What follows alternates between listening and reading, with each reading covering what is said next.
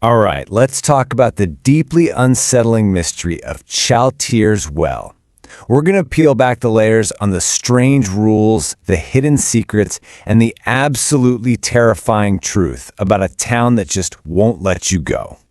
So, let's just start with the big central question of the whole story.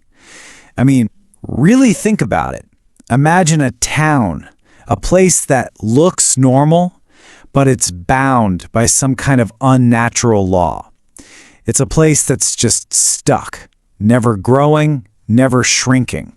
And it all begins with this number, 1,876. Now on its own, that's just a number, right? But in the town of Chaltier's well, this number is everything. It's the first clue that something is seriously deeply wrong here.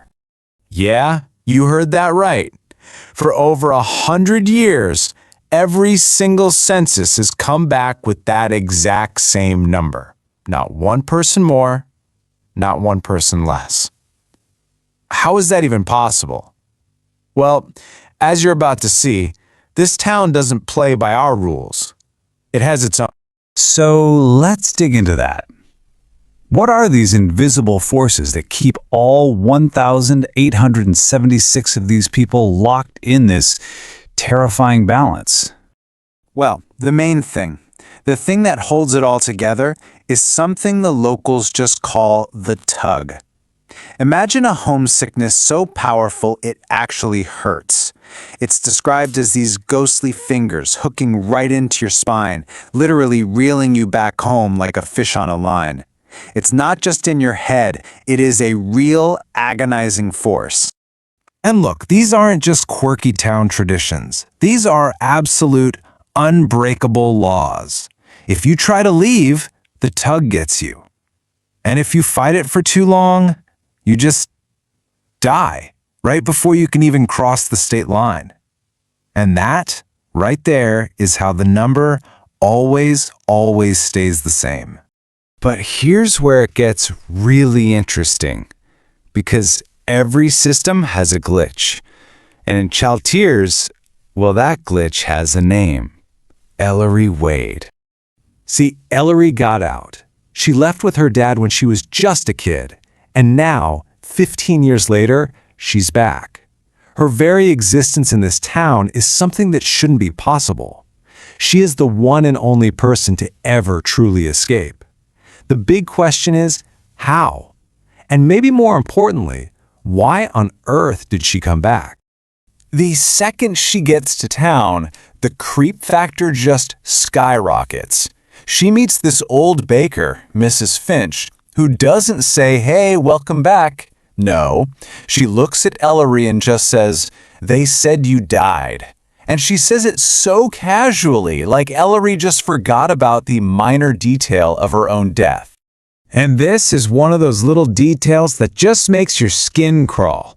Mrs. Finch is ancient, skin like old paper, but when she smiles, her teeth are perfect, brand new. It's our first real physical clue that time, and maybe nature itself, is broken here. So then Ellery's standing by the actual well in the town square, and this mysterious little boy shows up out of nowhere. He gives her this really cryptic warning, introducing this totally new, ominous idea of the currents. It's another piece of the puzzle, and it suggests there's something aware at the heart of this town. Now, Ellery's reason for coming back is pretty simple. She wants to sell her childhood home. But when she steps inside, she realizes the house has been, waiting for her, preserved in a way that makes zero sense. I mean, everything is exactly how they left it 15 years ago. But the worst part? There's a carton of milk in the fridge that is still perfectly fresh. And at night, she starts hearing things. First, this rhythmic dripping sound from under the floorboards.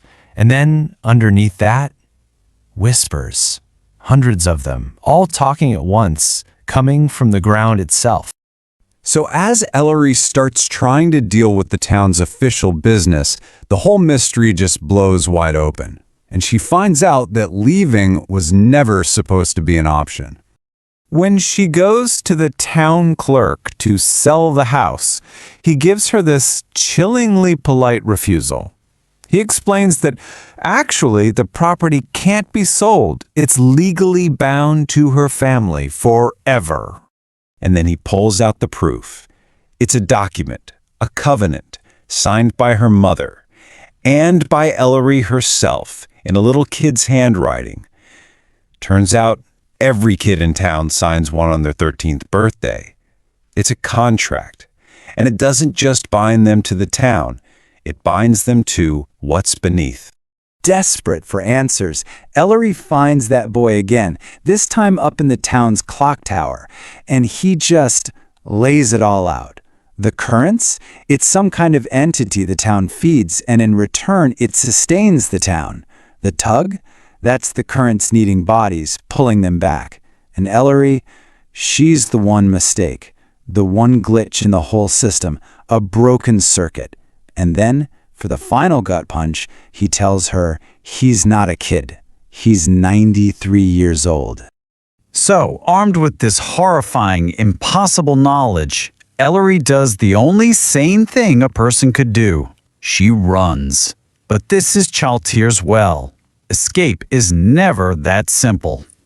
She puts the pedal to the floor, driving straight into a thick wall of fog at the edge of town. But the car isn't driving anymore. It's sinking, plunging down into dark water that shouldn't even be there. And through her windshield, she sees it. Another Chaltier's well, upside down and waiting for her in the depths. And this is the final mind-bending twist of the whole story. The little stone well in the town square, that's not the well. The entire town is the well. It's a literal plug, a lid holding back some other world, some other reality. And what's down there isn't just water. It's something else entirely. But even as the water is filling her car, as she's surrounded by these dark shapes moving below, Ellery doesn't give up. She makes a choice. She's going to get out again. But this time, she's coming back to seal the well for good, even if it means destroying the town and every single person in it. Which leaves us with one heck of a final question. As the broken circuit, Ellery has a choice. Does she try to fix this horrifying balance, or does she just end it forever? So what would you do? Would you sacrifice 1,876 souls to protect the rest of the world?